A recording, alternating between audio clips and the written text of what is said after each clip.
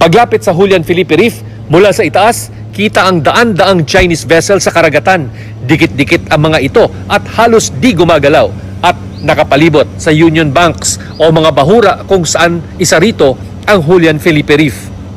Mula sa ipapawid, kitang-kita natin na narito pa rin at nagtutungkulan ito mga Chinese fishing boats sa may Julian Felipe Reef na pasok na sa exclusive economic zone ng Pilipinas. Sa tulong ng Armed Forces of the Philippines, narating ng mga Pilipinong mamahayag ang lugar na ito.